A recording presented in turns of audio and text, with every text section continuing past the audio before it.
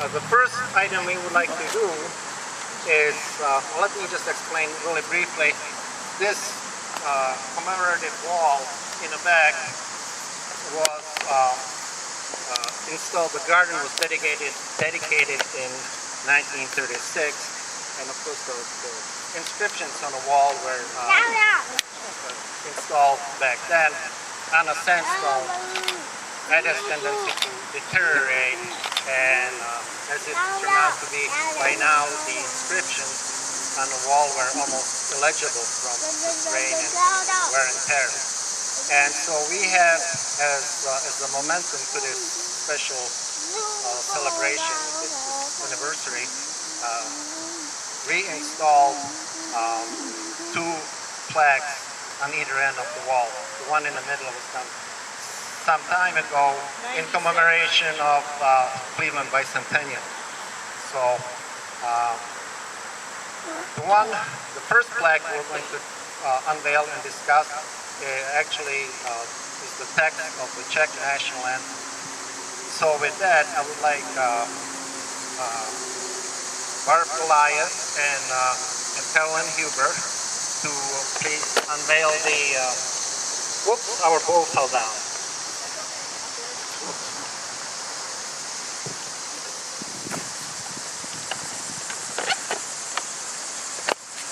No, that stays up. Oh, that comes this one comes first? Okay. Just do it. Okay, all right. We did not bring it this part of the program. All right. So that's the one that that's the national again, I'm going to ask Mark to do some words and things we want to know.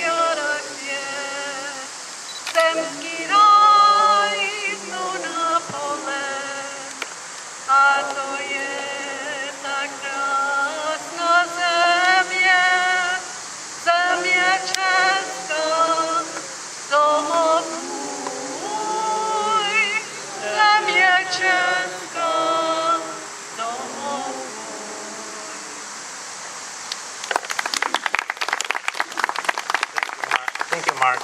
Now, often we sing national anthem, especially when they're in a foreign language, not really quite understanding the meaning, the emotion that goes with it. To assist that, I'm going to ask Dr. Stanislav Bohunek to explain and recite the national anthem in Czech and in English, and give his explanation. Dr. Bohunek.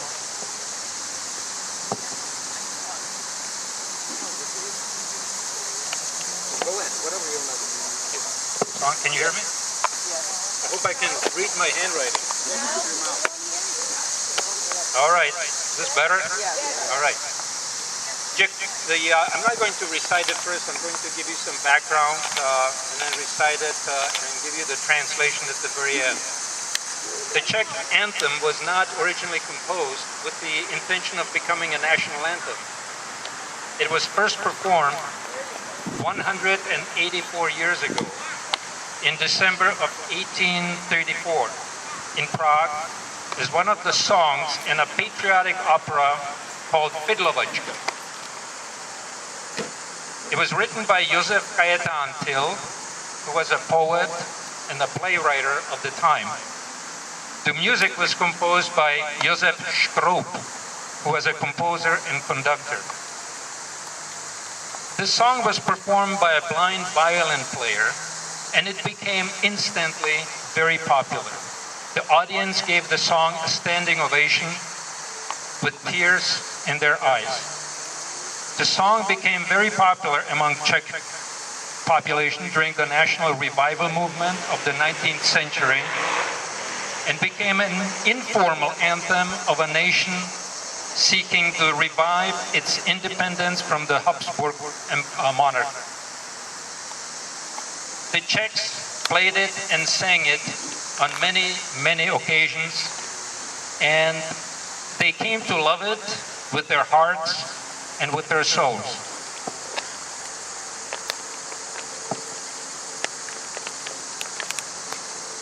After Czechoslovak Republic was formed in 1918, it was only natural that the first verse of the song Kde domov můj became an official anthem of the Republic.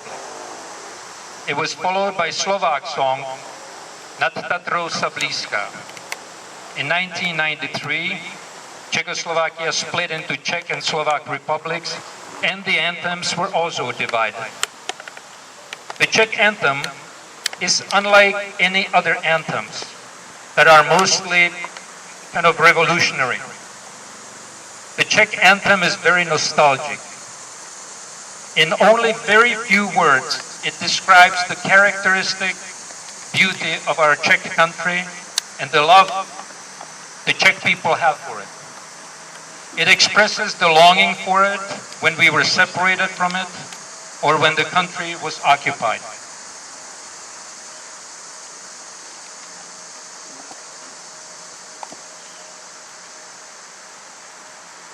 There's one important thing that I'd like to mention, and this is not really talked about very often. Kde domov můj has been sometimes understood as a question. This has infiltrated into translations such as, where is my home? Linguist at Bratislava Language Institute, Dr. Karel Sekwen, analyzed it thoroughly and concluded and confirmed that it is not an interrogative sentence. It is an affirmative sentence. It informs us where our home is. So writing a question mark after the first line is incorrect or misleading. But when you look at translations, or when you even look at Czech text, very often you see a question mark, and I even heard people asking, why does it say, where's my homeland, when we all know where it is? So it was not meant to be as a question.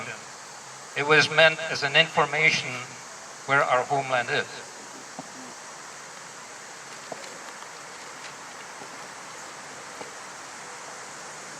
I will now recite it in Czech, and I will follow by English translation. Kde domov můj, voda hučí po lučinách, bory šumí po skalinách, v sadě skví se jara květ, zemský ráj to na pohled. A to je ta krásná země, země česká, domov můj. Země česká, domov můj. In the English translation, and there are several different translations, so I kind of combined them and added some of my meaning.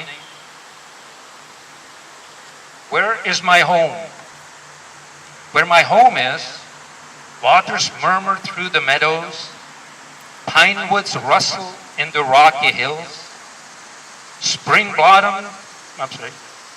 blossoms glitter in the orchards, paradise on earth at first glance. And this is that beautiful country, the Czech country, my home. The Czech country, my home. Thank you.